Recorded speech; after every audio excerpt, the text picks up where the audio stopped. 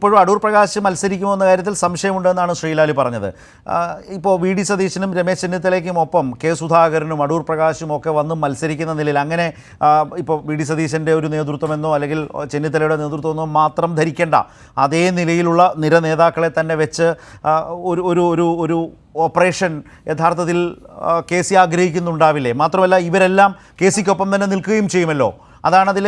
മാത്രമല്ല ഈ നേതാക്കൾ കൂടുതൽ സ്ഥാനാർത്ഥികളെ തങ്ങളുടേതാക്കാൻ വേണ്ടി വലിയ പരിശ്രമം ഇപ്പോൾ നടത്തുകയാണ്. നേരത്തെ പിന്നെ പ്രേംകുമാർ പറഞ്ഞതിൽ ഇപ്പം എറണാകുളം നോക്കാം. എറണാകുളം കൊച്ചി സീറ്റിന് വേണ്ടിയിട്ട് ദീപ്തിയുണ്ട് മത്സരരംഗത്ത്, അല്ലെങ്കിൽ ദീപ്തി നിൽക്കുന്നു, ഇപ്പുറത്ത് ഷിയാസ് നിൽക്കുന്നു, കെ സിയും വി ഡിയും ഒരുപോലെ തന്നെ ആ സീറ്റിന് വേണ്ടി ക്ലെയിം ചെയ്യുന്നു. ഇങ്ങനെയൊക്കെ നിൽക്കണം. അപ്പോൾ അവസാന നിമിഷം ഇനിയുള്ള 40 സീറ്റുകളിൽ പരമാവധി തങ്ങളുടെ ആളുകളെ എത്തിക്കാനുള്ളൊരു വലിയ പരിശ്രമമാണോ നേതാക്കൾ നടത്തുന്നത്? ശരത്തെ, ഞാൻ നേരത്തെ പറഞ്ഞതുപോലെ കെ സി മത്സരിക്കാൻ സാധിക്കുമായിരുന്നുവെങ്കിൽ ഇത്തരം പ്രശ്നങ്ങളൊന്നും ഉണ്ടാകില്ലായിരുന്നു. ഇത്തരം തർക്കങ്ങൾ വളരെ കുറയുമായിരുന്നു. കാരണം അവിടെ പിന്നീട് ഒരു നേതാവേ ഉണ്ടാകാൻ സാധ്യതയുള്ളൂ. തിരഞ്ഞെടുപ്പ് കഴിഞ്ഞാൽ അധികാരത്തിലെത്താൻ സാധ്യതയുണ്ടെങ്കിൽ പിന്നെ ഒരു നേതാവേ ഉണ്ടാകുമായിരുന്നുള്ളൂ. അത് നേരത്തെ തന്നെ തടയിട്ടു എന്നുള്ളത് ഒരു വിജയം തന്നെയാണ് മറുഭാഗത്തിൻ്റെ. പക്ഷേ ആ വിജയം ഉണ്ടാകാതിരിക്കാനുള്ള ശ്രമങ്ങളിലാണ് ഇപ്പോൾ ഹൈക്കമാൻഡിൻ്റെ ഒപ്പം നിൽക്കുന്ന നേതാക്കളുടെ ഭാഗത്തു നിന്നും ഉണ്ടാകുന്നത്. അതാണ് ഏറ്റവും വലിയ പ്രധാനപ്പെട്ട കാര്യം. ഇനിയിപ്പോൾ ഈ രണ്ടുപേരും, അതായത് ഈ കെ സുധാകരനും ഒപ്പം തന്നെ അടൂർ പ്രകാശും മത്സരിക്കാൻ ഇറങ്ങിക്കഴിഞ്ഞാൽ മറ്റ് എം പിമാരുടെ നിലപാടെന്താകും എന്നുള്ളത് വളരെ പ്രധാനപ്പെട്ട കാര്യമാണ്. അവർക്കും തുല്യമായി തിരിച്ചു വരാൻ യോഗ്യതയുള്ള നേതാക്കൾ ഉണ്ട് അതിനകത്ത്. ഒരു അധികാരത്തിൽ വരാൻ സമയമില്ല, തങ്ങൾക്കും പരിശ്രമിക്കാമായിരുന്നു എന്ന് തോന്നലുണ്ടാകാം. പക്ഷേ സമയമില്ലാത്തത് കൊണ്ട് ഒന്നുമില്ലാതെ എം പി ആണല്ലോ, മിണ്ടാതിരിക്കാം. ഇപ്പോൾ എം കെ രാഘവൻ തന്നെ ഇന്ന് പ്രതികരിച്ച് കണ്ടില്ലേ? തോൽക്കുന്ന സീറ്റിൽ പോയി മത്സരിച്ച് ആ സീറ്റ് പിടിച്ചെടുക്കാൻ കഴിയും വിധത്തിൽ എം പിമാരോട് പറഞ്ഞു, അല്ലെങ്കിൽ അദ്ദേഹത്തോട് അത്തരമൊരു മെസ്സേജാണ് കൊടുത്തതെന്നാണ് എം കെ രാഘവൻ പറഞ്ഞത്.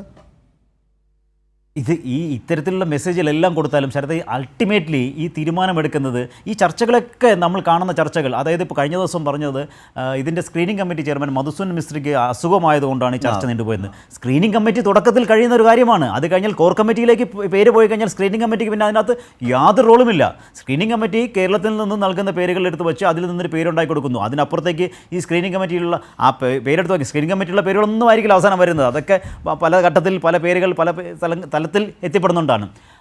ഇതൊരു കാര്യം. ചേർത്ത് നമ്മൾ കാണാത്ത പോലെ മറ്റൊരു കാര്യങ്ങളുണ്ട്. നേരത്തെ ശ്രീ പ്രേംകുമാർ സൂചിപ്പിച്ചു ലീഗിലെ പ്രശ്നം. ലീഗിൽ മാത്രമല്ല, RSPയിൽ ഈ പറയുന്ന UDFിൻ്റെ അകത്ത് മൊത്തത്തിൽ ഈ പ്രശ്നങ്ങളുണ്ട്. തുടക്കത്തിൽ നമ്മൾ കണ്ടതാണ് RSPയിലെ പ്രശ്നങ്ങൾ. അവിടെയും ചില കുത്തിത്തിരിപ്പുകൾ ഉണ്ടാകില്ല എന്നിങ്ങനെ പ്രതീക്ഷിക്കാൻ പറ്റും. അവിടെയും ഷിബു ബേബി ജോണും പ്രേമേന്ദ്രനും തമ്മിലുള്ള തർക്കം അത് തെരഞ്ഞെടുപ്പിൽ ഈ ഫലത്തെ ബാധിക്കില്ല, രൂക്ഷമാണ്. അത് ഫലത്തെ ബാധിക്കില്ല എന്ന് കരുതുന്നുണ്ടോ? ഇങ്ങനെയുള്ള പ്രശ്നങ്ങൾ അവരുടെയുമുണ്ട്. ഈ പ്രേമേന്ദ്രൻ്റെ മകൻ മത്സരിക്കാതെ പോയതിൻ്റെ ഏക കാരണം ഷിബു ബേബി ജോണിൻ്റെ അതിശക്തമായ എതിർപ്പാണ്. ഒപ്പം അസീസിൻ്റെ എതിർപ്പുമുണ്ട്. അത് ആ പാർട്ടിക്കകത്തെ മറ്റുള്ളവരുടെയും നിലപാടിനെ സ്വാധീനിച്ചു, മറ്റുള്ളവരെയും സ്വാധീനിച്ചു. ഭൂരിപക്ഷം ഷിബു ബേബി ജോണിനും സംഘത്തിനുമായി. അത് പ്രേമേന്ദ്രന് വലിയ ദുഃഖവും ക്ഷീണവും പകർന്നതായി മാറുകയും ചെയ്തു. ശീലാൽ, ഇത്തരത്തിലുള്ള പ്രശ്നങ്ങൾ അപ്പോൾ അത് തെരഞ്ഞെടുപ്പിൽ ബാധിക്കില്ല എന്ന് കരുതുന്നുണ്ടോ ശരത്ത്?